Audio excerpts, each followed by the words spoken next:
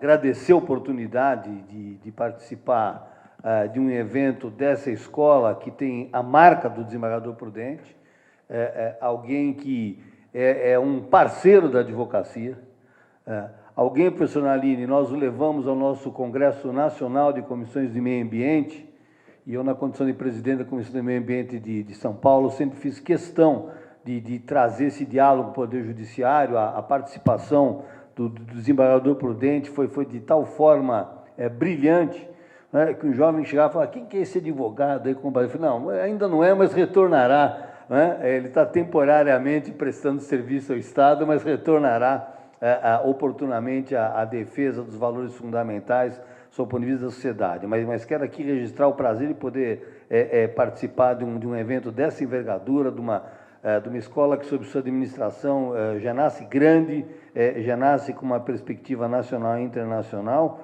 mas não sem antes registrar o prazer de poder conversar com os magistrados da primeira região, uma região que envolve um espaço territorial maior que a Europa, e para aqueles recalcados que adoram fazer interpretação doutrinária com base na Europa, a Europa tem muito a aprender em matéria ambiental com o nosso país, mas acho fundamental a participação, e quero saudar a professora doutora Esther Martinez, alguém que vem atuando, do ponto de vista de uma perspectiva de interpretação do direito, numa perspectiva democrática, e desembargador Prudente, fazer aqui uma homenagem pública. Todo ser humano tem um guru, né? E o meu guru está sentado aqui ao seu lado esquerdo.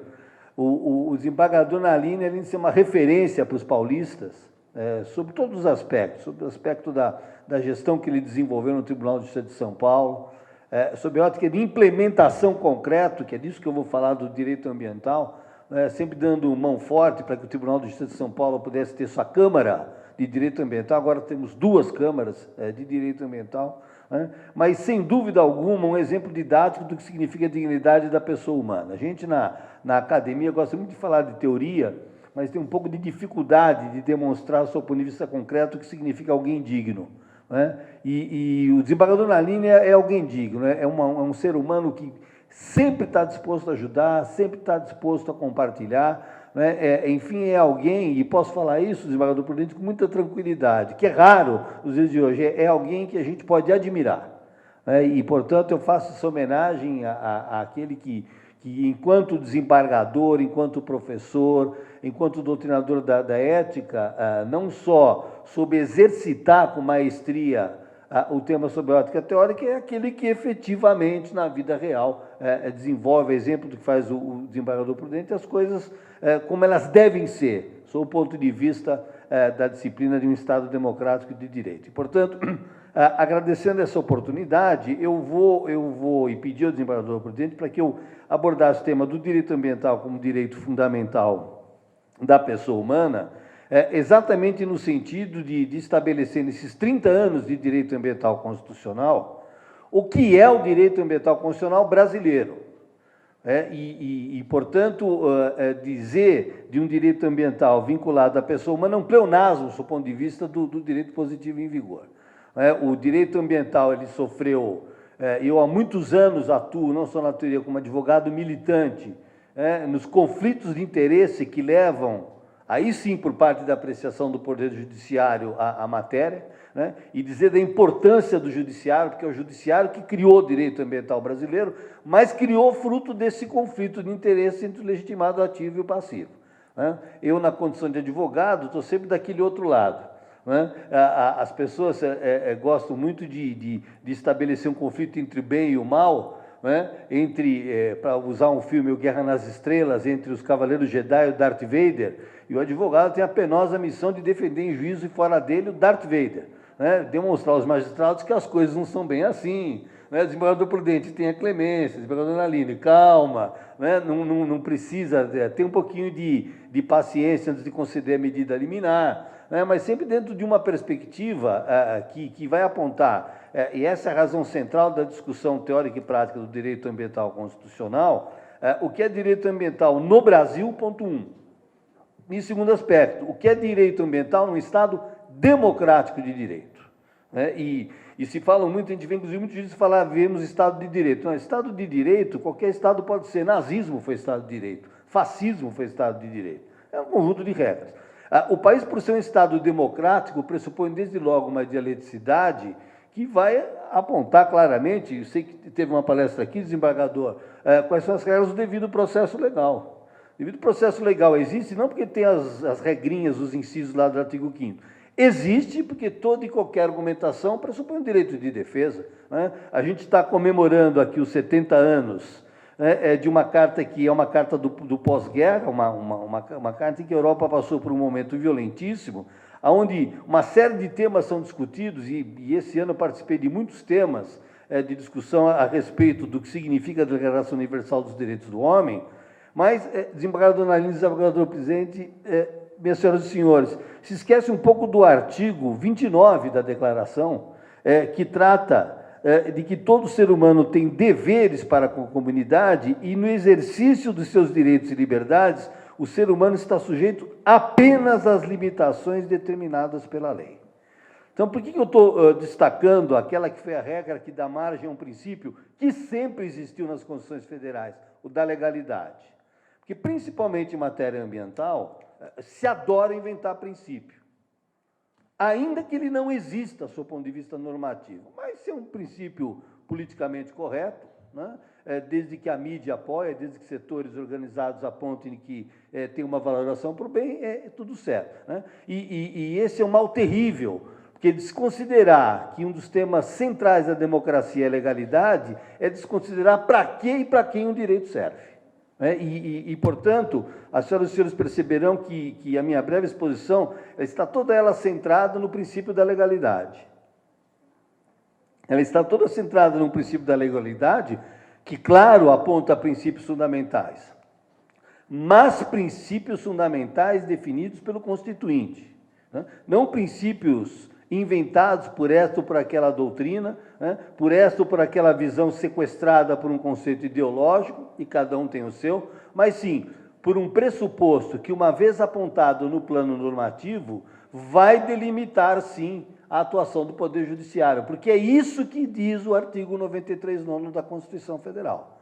Quer dizer, a garantia maior da democracia não é tão somente o acesso à justiça, mas é a possibilidade de saber que, através do acesso à justiça, toda e qualquer decisão judicial tem que ser fundamentada, e fundamentada com base no que está escrito, não no que está inventado, não no que é politicamente correto, não num pressuposto ideológico de que a academia, e aqui nós três, professora, a academia tem dois vícios, né, que é o vício da arrogância e do autismo. Né? Então, a academia se acha o máximo, né, acha tal, e só falta combinar aquela famosa história do Garrincha com a população. Né? Então, eu vejo muitos colegas ficam enfurecidos, mas que pessoal burro, fala, não, eu acho que burro não é bem ele. Né? Quer dizer, tem que compreender, né, que muitas vezes a genialidade dos acadêmicos não cabe num país que tem 208 milhões de pessoas, 8 milhões e 540 mil quilômetros quadrados, né, com uma colonização multiétnica, com um cadinho que vocês vão ver daqui a pouquinho, pressupõe uma das facetas do que é o direito ambiental. Então, o ponto de partida relevante, né, e isso faz com que, de fato, eu possa trazer algo de útil às senhoras e senhores, é estabelecer algo que, embora óbvio, é central. Quer dizer, o que é óbvio, embora central? O que significa direito ambiental no sistema constitucional brasileiro? Porque é disto que é importante falar, e é a respeito disso que eu vou apontar rapidamente a evolução do direito ambiental constitucional, sendo certo que, ao final da minha breve exposição, vai ficar óbvio porque que direito ambiental é direito humano. Né? A professora já me adiantou muito expediente aqui, e paciência, nos dias de hoje a gente tem que insistir no tema de que relação jurídica é para a pessoa humana. Né? Parece até uma tese minoritária, mas são todas as visões diferenciadas, né, de que todo mundo tem direito, e é flora, é fauna, é micróbio, é fungo, é recurso natural. Fala em pessoa humana, não, o senhor espera um pouquinho, que isso está meio superado, não é da nova corrente, não é da linha de pesquisa, não tem nenhum doutrinador europeu, porque o doutrinador europeu pega bem que diga algo nesse sentido, ou com um doutrinador da América Latina politicamente correto que diga algo em sentido contrário, né? E fica a pessoa humana lá guardando a vez para poder ter acesso ao devido processo legal, que é verdadeiramente patético. Né? Quer dizer, a gente tem que resgatar algo que todo mundo aprendeu aqui na Faculdade de Direito, principalmente os magistrados, é que relação jurídica, não precisa estudar o professor Miguel Reale, nem os autores europeus. Relação jurídica diz respeito a um bem ou a uma pessoa. E a partir dessa relação jurídica definida no superior plano constitucional, não infraconstitucional, que a gente vai estabelecer o que é o dever, o que é o direito, o que é uma obrigação e o que é uma sanção. Né? Convenhamos que a importância da área jurídica é muito clara. E aqui não precisamos estudar os grandes teóricos. A função jurídica é, fundamentalmente, estabelecer efetividade através da sanção. Né? Às vezes, quando a gente conversa, eu gosto muito, o professor Naline sabe disso, o desembargador também, de conversar com o taxista, com o motorista e tal. Pergunte para qualquer um, direito é cadeia e dinheiro.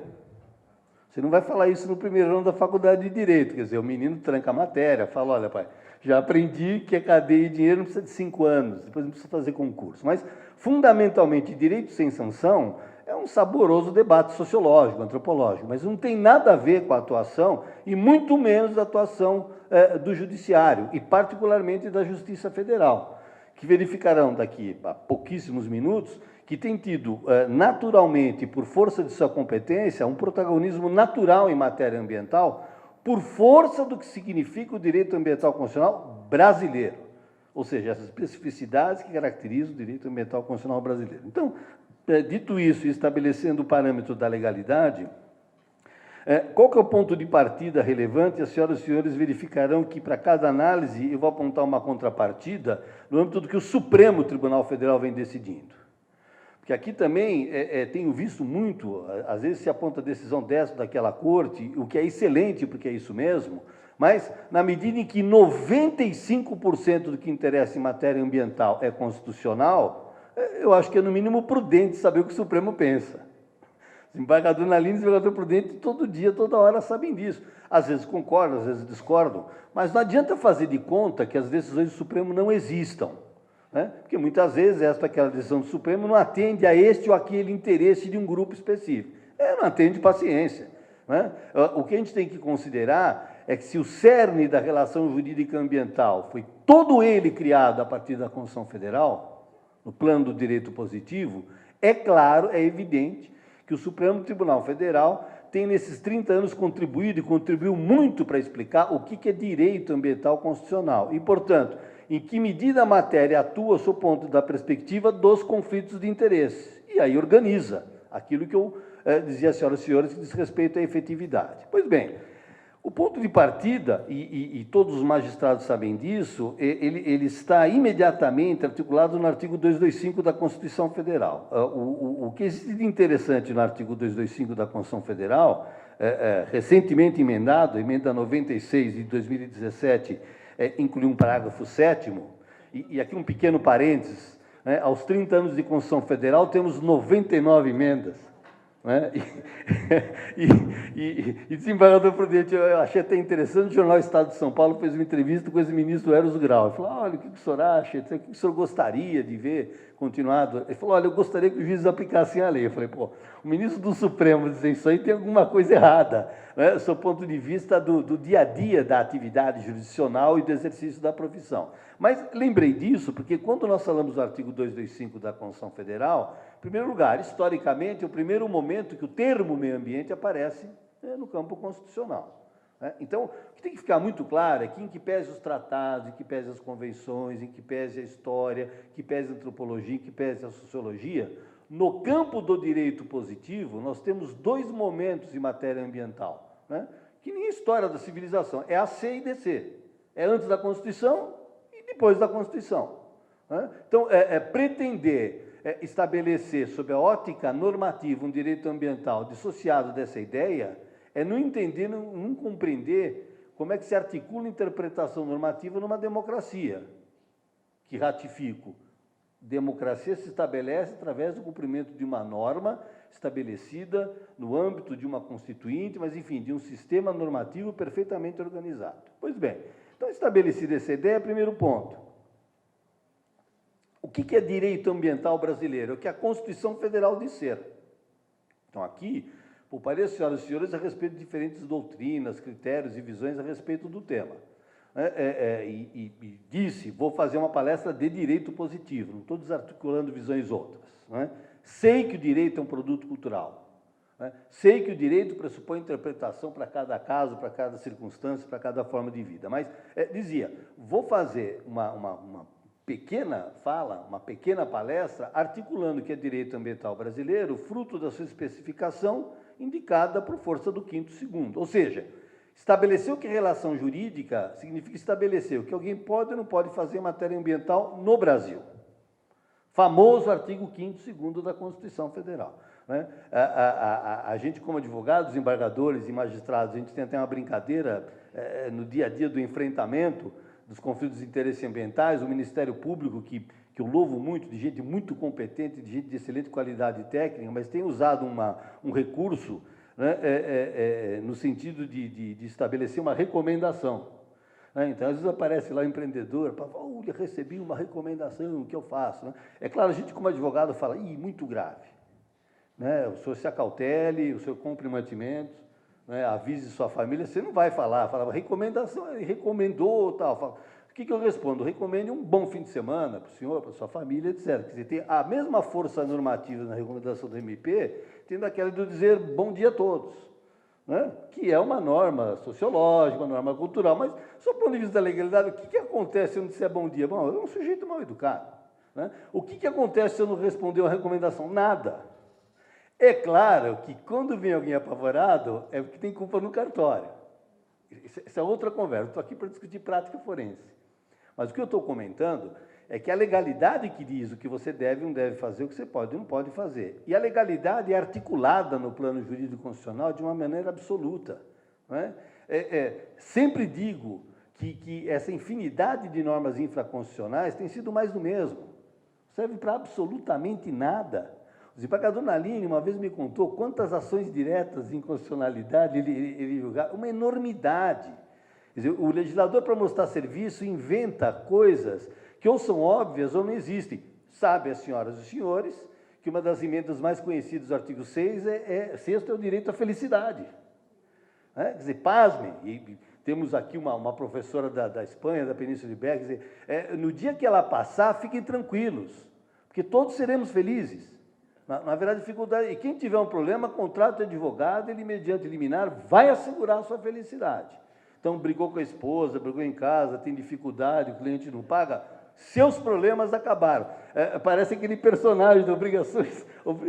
Exatamente. Quer dizer, são coisas inacreditáveis, mas de um direito constitucional tropical. A gente tem que compreender, falar, bom, direito à felicidade, quer dizer, se asseguram coisas assim inacreditáveis, exatamente no contexto daquilo que daqui a pouquinho, desembargador, a gente tem como regra ambiental, que é o piso vital mínimo. Mas o que eu estou comentando com as senhoras e senhores é que o ponto de partida não é pura e simplesmente reconhecer que o direito ambiental tem sua gênese e praticamente 95% do que interessa no 225, né? E aí vem a articulação com os direitos humanos. É que exatamente o que o direito ambiental está estruturado no artigo 225, ele tem que obedecer princípios fundamentais que estão escritos no artigo 1º e 3º da Constituição Federal. Então, notem, aqui não se trata de opção ou de condução doutrinária. Aqui não se trata de doutrinariamente criar uma ideia. Quando nós analisamos uma relação jurídica que tem sua gênese na própria Constituição Federal, qual é o ponto de partida? Não é só para a matéria ambiental, para qualquer matéria. Primeiro, a relação jurídica ambiental está fundamentada no artigo 1º da Constituição Federal. Ora, se a relação jurídica ambiental está fundamentada no artigo 1º da Constituição Federal, porque é isso que diz, está explícito a Constituição Federal, o primeiro dos fundamentos que vai fazer a interpretação do direito ambiental brasileiro é a dignidade da pessoa humana. Acabou. É muito mais do que declarações das Nações Unidas, do que as cartas, do que os tratados. Quer dizer, aqui a efetividade de direito positivo. Eu reconheço que dignidade é um conceito legal indeterminado. Agora, nenhuma dificuldade em constatar que o destinatário da interpretação constitucional é a pessoa humana. Nenhuma. Né? E a gente, na área doutrinária, o desembargador Nalini, a gente sabe também, eu sou acusado historicamente de ser um antropocêntrico. Né? E eu digo, eu confesso, né? Até porque, né? Hoje, inclusive, o Supremo me dá uma ajudinha. Mas naquela época, quando eu discutia, eu argumentava, não, mas como? Né? Então, não estou desdenhando de outras teorias. O que eu estou comentando é que a opção brasileira é antropocêntrica. Se o fundamento interpretativo do direito ambiental, da dignidade da pessoa humana, o destinatário da norma não é só uma pessoa humana, mas portadora de dignidade. Aí é que nós vamos conversar sobre a incidência do direito ambiental. Então, esse é um primeiro aspecto importante, que eu queria deixar bem destacado aos magistrados. E o segundo aspecto, não menos importante, é que a doutrina se acovarda em desenvolver, e os desembargadores sabem disso, é que, tecnicamente, tão relevante quanto o primeiro e o terceiro é o primeiro e o quarto. Então, o que diz o artigo 1º e 4º da Constituição Federal? Que qualquer relação jurídica constitucional tem como fundamento a economia capitalista.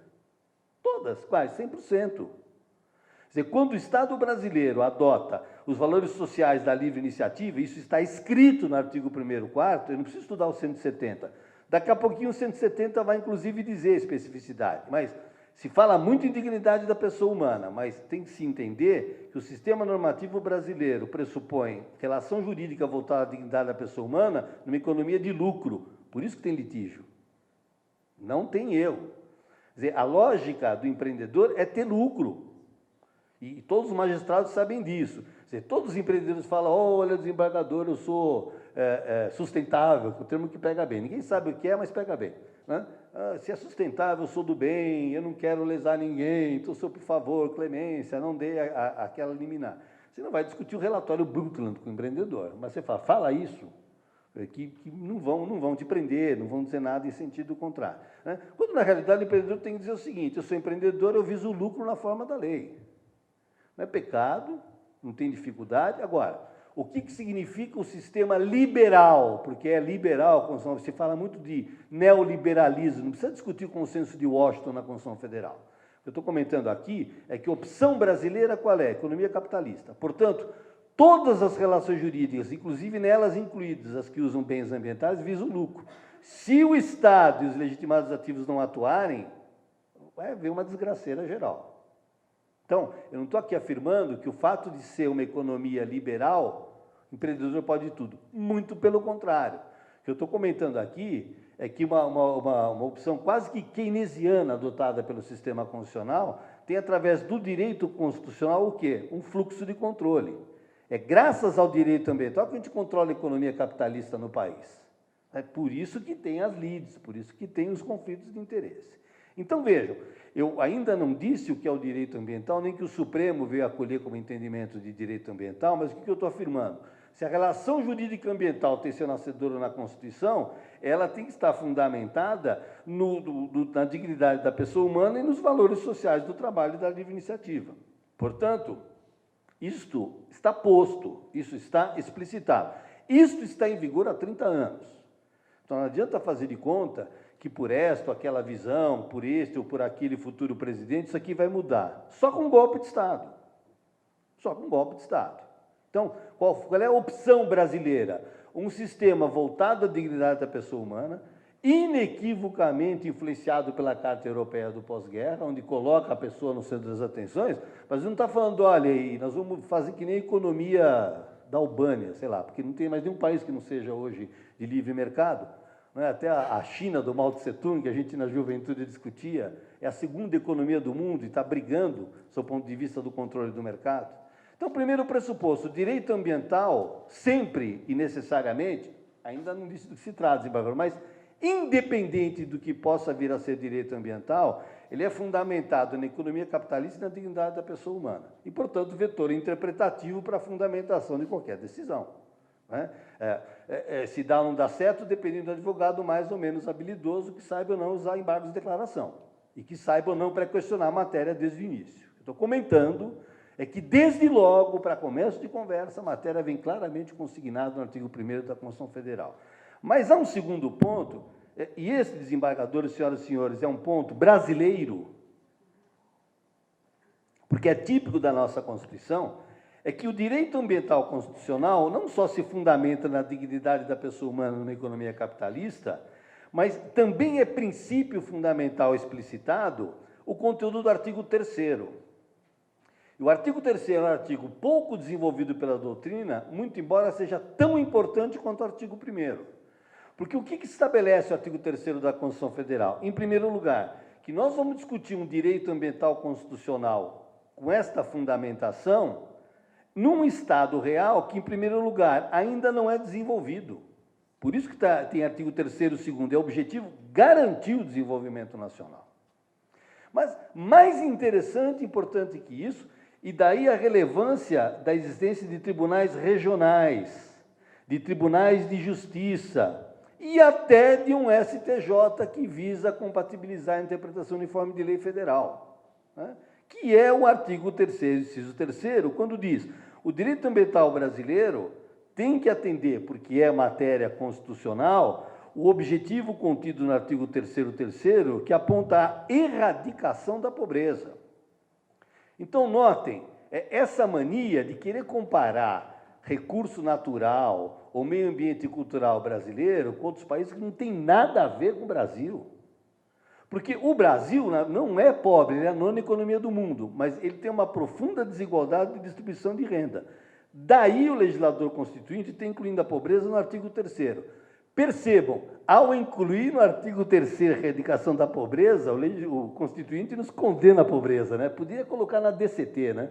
Disposição constitucional transitória, um dia sairemos da pobreza. Fala, não, vocês vão ver, 30 anos, né? E aguardem o que vem aí. O que vem aí semana que vem, domingo, a gente sabe, né? Então aguardem, vocês não viram nada, né? Então se discute muito na teoria, etc. Escuta, mas como é que se coloca como cláusula pétrea, e muitos colegas entendem que existe cláusula pétrea, e na minha visão não existe cláusula pétrea, mas ok, vamos na teoria tradicional ortodoxa. Se são cláusulas pétreas dispositivos do artigo 1º e 3º, eu estou condenado a ser pobre?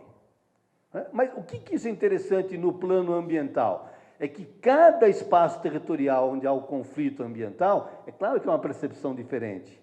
Os magistrados da primeira região não têm a mesma percepção do que tinha o desembargador Naline na Câmara Ambiental.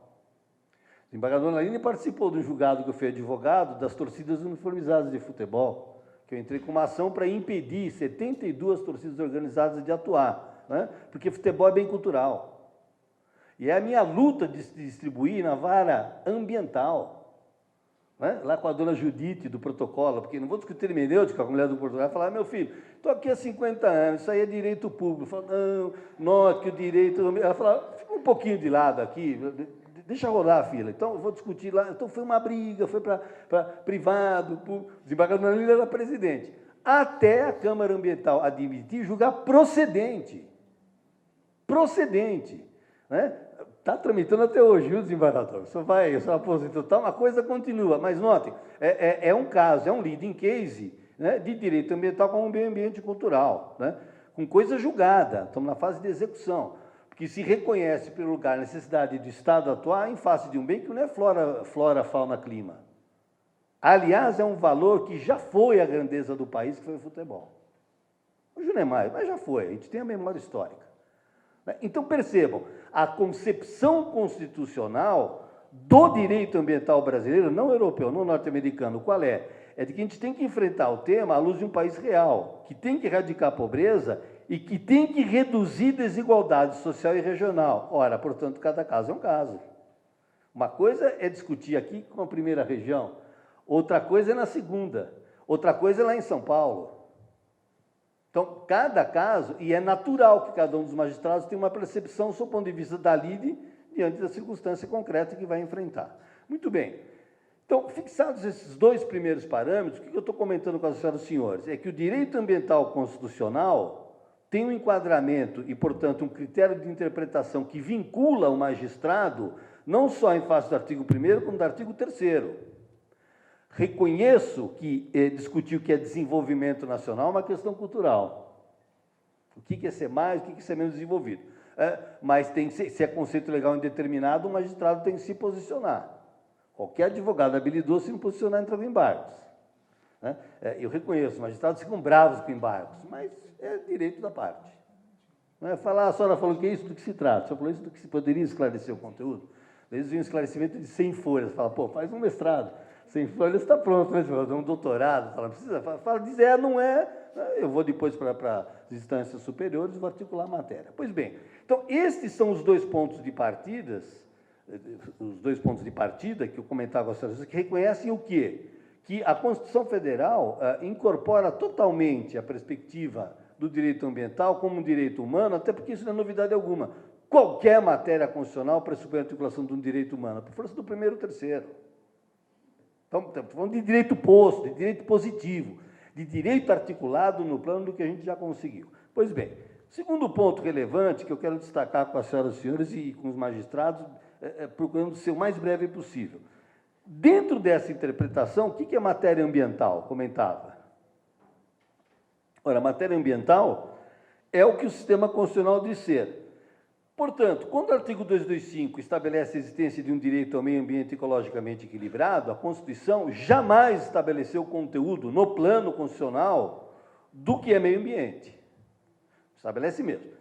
Quem já estabelecia, e foi adaptado depois da Constituição, o conceito normativo de matéria ambiental, é a chamada Lei da Política Nacional do Meio Ambiente, a 6938 de 81, que com a Carta depois foi rearticulado. Então, tem lá no artigo 3º a definição: conjunto de leis, regras e interações de ordem física, química e biológica que permite, abriga e rege a vida em todas as suas formas.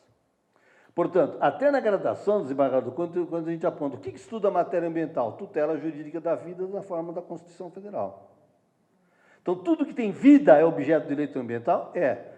O que é que tem vida no atual estágio de desenvolvimento? Quem tem DNA e RNA. Aliás, nós temos dois dispositivos extraordinários no artigo 225 que tratam do patrimônio genético. Né? Portanto, um dos temas que se estuda em matéria ambiental é a tutela do patrimônio genético.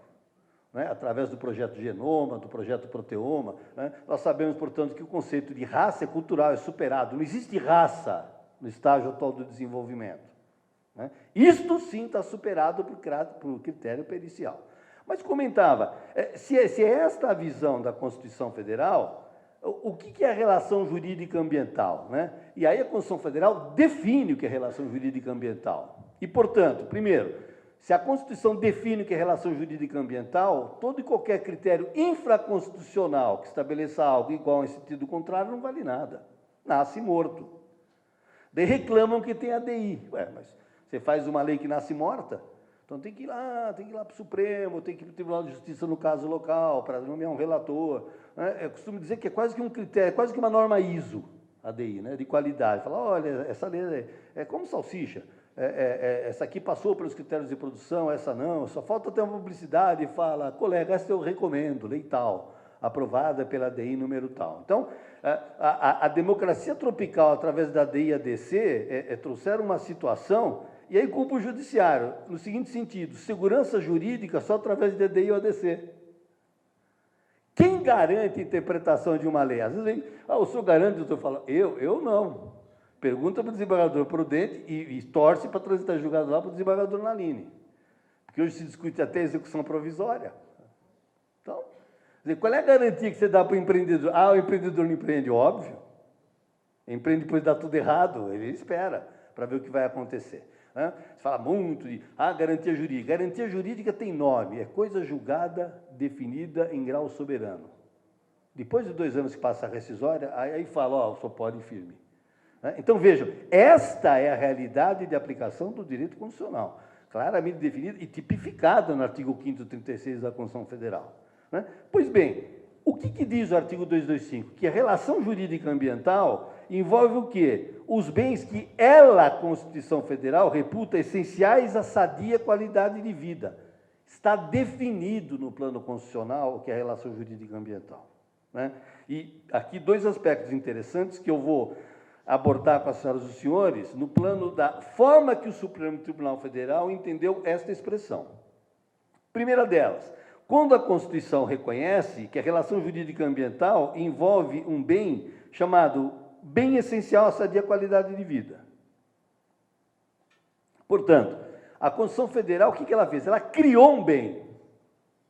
E aqui, professora, não é como nas Constituições europeias, do bem público e do bem particular, que ainda existem, ainda permanecem no nosso sistema constitucional, mas por opção óbvia do nosso sistema constitucional, que é um país que tem uma diversidade monumental, do seu ponto de vista, daquilo que o economista chama de commodity, que quem é chique não fala feijão, arroz, mandioca, fala commodity. Quando eu vou dar para as vezes, eu falo, commodity, fala, pô, mas que cara ilustrado. Mas é o real, feijão, arroz, gado em pé. É aquilo que rola a economia, arrecada a quantia tributária, vai para a execução fiscal. Os senhores conhecem tudo isso aí. Então, o que é a relação jurídica ambiental? Ela pressupõe os bens que a Constituição Federal define que sejam os bens essenciais à qualidade de vida. Portanto, todos os bens previstos na Constituição Federal são ambientais? Não. Quais são os bens ambientais? Aqueles que a Constituição reputa essencial à qualidade de vida. De quem? Da pessoa humana. Não precisa ser um gigante, não precisa ser um canário, para fazer interpretação sistemática. Quer dizer, simplesinho, 225 como princípio fundamental. Se o destinatário da norma é pessoa humana, vida de quem? Da pessoa humana. Se a pessoa humana é portadora de dignidade, quais são os valores que revelam dignidade? Porque nessa interpretação fácil, rápida e didática, o que diz o sistema constitucional? Que bem ambiental, exatamente por ser essencial à qualidade de vida da pessoa humana, são os bens articulados no sentido de preencher o conceito legal indeterminado, dignidade. É isso. Ora, dito isso, qual é um critério básico? Aquilo que eu chamo há muitos anos de piso vital mínimo. Porque dignidade, vamos reconhecer, é um conceito legal indeterminado. Se dignidade é um conceito a ser preenchido no plano constitucional, o que é o mínimo para apontar, do ponto de vista cultural, que é essencial para saber a qualidade da vida da pessoa humana? Direito social. Ninguém aqui vai ter dúvida alguma que sem a existência de educação, de saúde, de trabalho, de moradia, de lazer, logo se fala em dignidade da pessoa humana. Percebam, são todos valores humanos. A Constituição Federal emendada, inclusive, recentemente, e comentava com as senhoras e senhores, a PEC, todas as PECs que são relevantes, elas têm que ser no artigo 6º, porque elas dão fama àquele que vai elaborar a matéria, introduzir, inclusive, o direito à alimentação. Então, se fala da segurança alimentar e etc. Mas o que eu estou comentando, para avançar aquilo que eu tenho a dizer às senhoras e senhores? O que é bem ambiental? Bem ambiental é piso vital mínimo. Por isso, vocês vão ver que o Supremo Tribunal Federal abriu duas vertentes interpretativas. Ora, se bem ambiental é um bem que não é público nem privado, eu tenho que estabelecer uma natureza jurídica diferenciada. Primeiro ponto. E segundo ponto, se bem ambiental articula uma relação jurídica voltada a piso vital mínimo, matéria ambiental não se esgota em flora, fauna, micróbio, fungo e clima. Aquilo que eu chamo pauta Rede Globo de ser. A pauta das organizações internacionais, a pauta do politicamente correto. Aliás, desembargador, hoje eu fui pagar a conta no hotel, já tinha doação no hotel. Falei, pô, mas já escrito, doação. Ele estava lá, WWF, que é aquela multinacional do rei da Inglaterra, e Unicef. Falei, pode riscar WWF, e Unicef eu contribuo com prazer, porque eu não quero contribuir. Então vejam, essa perspectiva, e caminhando para a conclusão, ela teve que uma interpretação a ser feita pelo Supremo Tribunal Federal. E a guisa de conclusão, qual foi a interpretação feita pelo Supremo Tribunal Federal? Primeiro, que falar de matéria ambiental é falar não só do tema à luz do artigo 225, mas à luz do artigo 176º. Então, qualquer profissional, advogado, juiz, promotor ou defensor que articule direito ambiental, o professor apontava, tem que ler os tratados, mas tem que ler as ADIs. A ADI 3540 é o leading case do direito ambiental constitucional, feita pelo brilhantíssimo ministro Celso de Mello, conhecedor de direito ambiental. O que diz a ADI 3540? Em primeiro, ela estabelece que falar de matéria ambiental é falar do tema à luz do controle da economia capitalista. Por isso que o Supremo diz, a atividade econômica não pode ser exercida em desarmonia com os princípios destinados a tornar efetiva a proteção do meio ambiente. Portanto, há um controle da economia capitalista através do direito ambiental constitucional? Sim, não só através do texto, como já interpretado. Isso aí em 2006. Então, não se discute, empreendedor não tem que inventar moda, tem que cumprir ponto final. A gente, como advogado, até fala, olha, vai ser processado. Mas eu posso, estou avisando. E se fizer mais no civil e no criminal? Para a gente, ótimo. Para uma maravilha. Eu lá em São Paulo, outro dia queriam até... eu enalteço o Ministério Público desde sempre, porque ele nos fez próspero. Eu costumo dizer que a advocacia ambiental é o quê? É Ministério Público combativo, empreendedor aterrorizado, advogado feliz. Fala, manda brasa. Fala, falou, olha, esse pessoal é picareta, você vai firme lá, tá lá, se cair com Souza Prudente, você está estrepado, se cair com o Nariz também, então é o seguinte, o doutor falou, então fique calmo, assine aqui a procuração, tal, no horário, né, e vá ao cinema com sua senhora. É isso que a gente fala. Né? Porque, claro, a condição ambiental é a condição jurisdicional, esse que é o tema, essa que é a matéria. Então, veja, o que o Supremo apontou? Primeiro, matéria ambiental é matéria de controle da economia. Então, não é um sistema liberal keynesiano, mas com uma linhagem própria, de que o empreendedor não pode fazer o que bem entende. Não pode. Né? E por que ele não pode fazer o que bem entende? Porque o bem não é público nem particular, ele é bem ambiental. Então, 2 últimos julgados para encerrar minha manifestação. O Supremo Tribunal Federal, na HC 89878, deixou claro que bem patrimônio da União é uma coisa, bem ambiental é outra. Supremo Tribunal Federal. Então, não vou entrar aqui na discussão. HC 89878, depois HC 110762, vocês estão perguntando por que é HC? Discussão de Direito Penal Criminal. Né? O recurso extraordinário 548, até a DI 4066, que é o último ponto que eu vou abordar, que foi publicado agora em março de 2018. O que tem interessante nesses julgados do Supremo? A interpretação de que bens jurídicos distintos devem ser objeto de articulação jurídica distinta. É isso que diz o HC. O HC diz, o artigo 2º da lei tal e o 55º da lei tal tutelam bens jurídicos distintos. O primeiro visa resguardar o patrimônio da União, o segundo proteger o meio ambiente. Ora, portanto, são bens jurídicos distintos. Uma coisa é bem ambiental, outra coisa é bem público. No plano da Justiça Federal, não preciso dizer do relevo, do embate dessa discussão. E, claro, exatamente porque eles são bens de uso comum, empreendedor não pode fazer o que bem entende. Porque não é dele. Ele não tem uso, gozo, fruição, destruição. Ele está controlado através de uma matéria definida na Constituição Federal. Ponto 1. E ponto 2, penúltimo tema. O que é essa matéria ambiental que o Supremo diz que diz respeito ao controle da atividade econômica? Importantíssimo, e principalmente na Justiça Federal. Porque o Supremo diz, a defesa do meio ambiente, esta expressão que está no artigo 176 da Constituição Federal, traduz conceito, aí é o conceito do Supremo, não é do Juquinha, do Pedrinho, da Mariazinha. O Supremo está dizendo. Traduz conceito amplo e abrangente das noções, então, no plural, de meio ambiente natural, meio ambiente cultural, meio ambiente artificial e meio ambiente laboral. Palavras do Supremo. Mas você diz isso porque você dizia isso. Não, eu estou dizendo isso porque ele diz isso.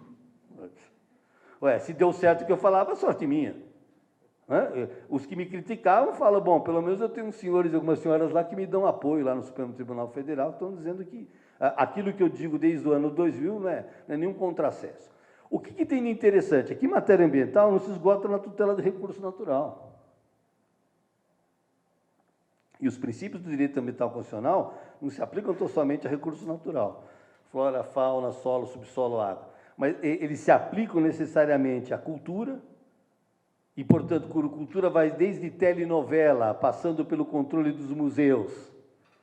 Falavam tal, não vi nenhuma, e vou terminar com prevenção e precaução, não vi nenhuma medida de prevenção e precaução, nem do MP, nem do governo.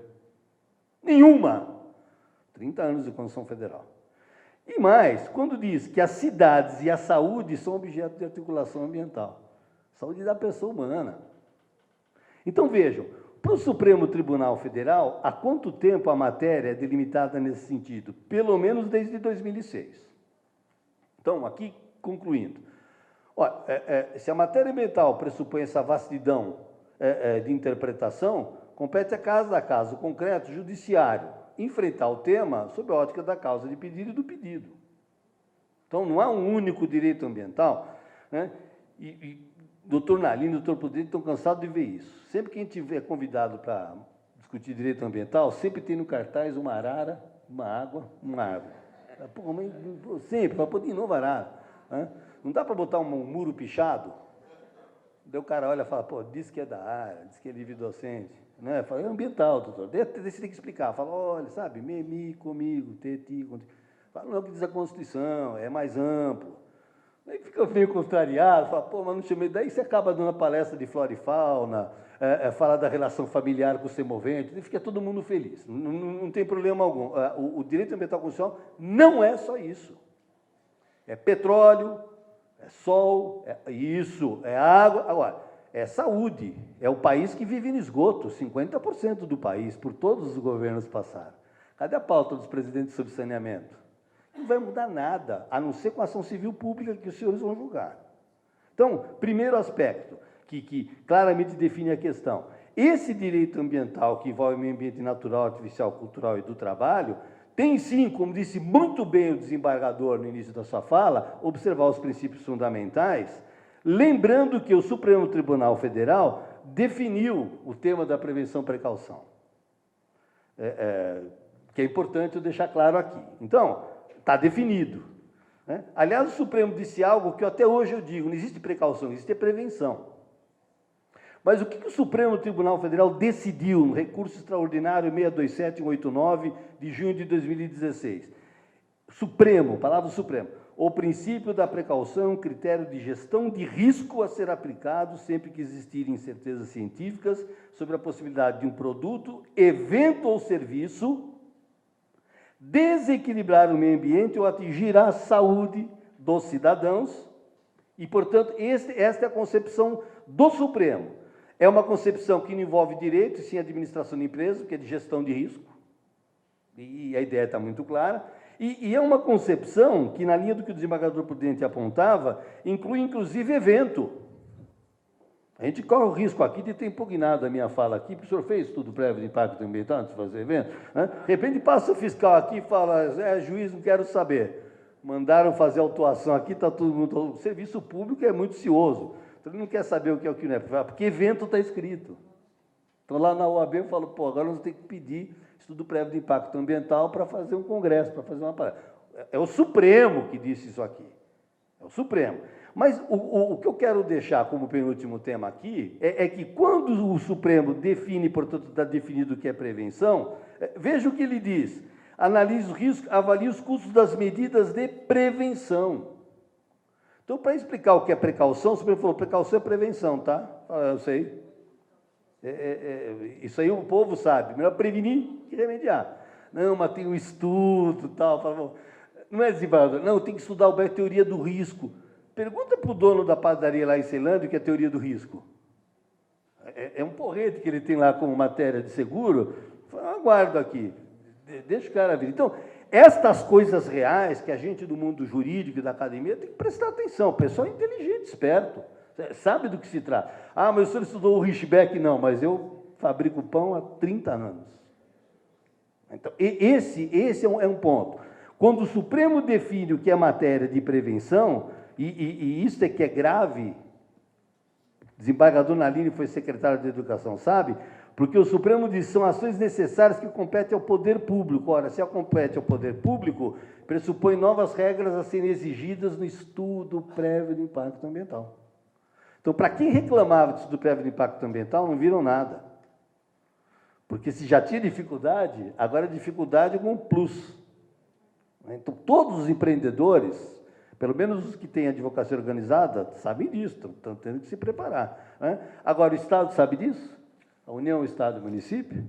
Pois bem, estabelecidas essas premissas, e agradecendo muito a oportunidade, eu gostaria de concluir tudo o que eu disse no seguinte sentido. Vamos admitir que tudo que eu tenho afirmado aqui, sob o ponto de vista da perspectiva interpretativa das senhoras e senhores, não tem validade alguma. Ok. Mas o que eu vou ler aqui, que eu sempre deixo para o final, porque quando aperta muito a palestra, eu falo assim, ó, então vou só ler isso aqui. Né? Dá para dizer tudo isso que eu digo em 2 horas, 1 hora, meia hora, dá para dizer em 3 minutos. Que é exatamente, né, a ação direta de inconstitucionalidade 4066, que teve como relatora a ministra Rosa Weber. O julgamento foi em 2017, ela foi publicada em 7 de março de 2018, é desse ano aqui. Bom, primeiro, as folhas 26, é um julgamento que tem 300 folhas, é um livrinho. Então, tem discussão. As folhas 26, a relatora, que foi a vencedora e, portanto, julgado é do Supremo Tribunal Federal, Tribunal Pleno, para que não tenha dúvida alguma a respeito do que eu estou comentando aqui, faz no capítulo 9 a análise da livre iniciativa e aquilo que o Supremo chama de cláusula constitucional do direito à saúde, do direito ao meio ambiente ecologicamente equilibrado. Então, aqui já entra naquilo que nós estamos falando, para vocês dizer concretamente como é que nós vamos interpretar. E a ministra Rosa Weber, inclusive citando um famoso professor da Escola de Nova York, que é o Jeremy Waldron, né, discutindo o que deve ser feito na análise, nas concepções, nas discussões do direito positivo, né, e, portanto, citando alguém que é famoso por dizer que tem que se levar direito a sério, tem que se levar a interpretação sob o ponto de vista da seriedade. Ela diz, esse mesmo critério, palavras dela, esse mesmo cuidado de levar direito a sério, deve ser adotado pela Corte, Supremo Tribunal Federal, no que se refere à cláusula constitucional proclamadora do direito fundamental ao meio ambiente ecologicamente equilibrado como essencial à sadia qualidade de vida, artigo 225. Aí já é o Supremo, a ministra Rosa Weber. Né? E aí ela registra a posição para que a Constituição da República, senhoras e senhores, Supremo, conclui pela presença de 4 concepções fundamentais no âmbito do direito ambiental. Primeira concepção, que o Supremo acaba de decidir, a de que todos têm direito ao meio ambiente ecologicamente equilibrado. Segunda percepção, de que o direito ao meio ambiente ecologicamente equilibrado diz respeito à existência de um bem de uso comum do povo e essencial à sadia qualidade de vida, criando em nosso ordenamento o bem ambiental. Acabou, fim de papo. Ah, mas não entendo assim. Tudo bem, faz um debate da universidade. O Supremo entende que o bem ambiental é um terço gênero, na esteira do que já vinha decidindo e da forma que ele articulava, economia em face da dignidade da pessoa humana. Terceiro, de que a Carta Magna determina tanto ao poder público, aquilo que a professora falava, as políticas públicas, como a coletividade o dever de defender o bem ambiental, assim como o dever de preservá-lo. E de que a defesa e a preservação do bem ambiental estão vinculadas não só às presentes, como também às futuras gerações. Famosa frase do relatório Brundtland, de 87. E conclui, e com isso eu concluo brevemente, que eu gostaria de comentar com os senhores. O Supremo diz, a Constituição Federal de 1988, ao incluir em seus princípios fundamentais a dignidade da pessoa humana, artigo 1º e 3º, como fundamento destinado a interpretar todo o sistema constitucional, adotou visão explicitamente antropocêntrica. Não sou eu, hein, Naline? Eu consegui adepto. É Supremo. Vai lá e veja lá na leitura. Que reflete em toda a legislação infraconstitucional. O Naline sabe da alegria de eu ver o Supremo reconhecer isso aí. Depois de tanto embate, depois de tanta discussão, né? Porque eu sou daqueles que a vida inteira defendi que a pessoa humana é o cerne do direito ambiental. O Supremo agora reconhece e diz, o constituinte originário atribuiu aos brasileiros e estrangeiros residentes do país posição de centralidade em relação ao nosso sistema de direito positivo. Nesse sentido, o princípio número 1 da Declaração do Rio de Janeiro sobre o Meio Ambiente de 92. E aqui conclui, desembargador. Os seres humanos estão no centro das preocupações com o desenvolvimento sustentável. Têm direito a uma vida saudável e produtiva em harmonia com a natureza. Muito obrigado pela paciência.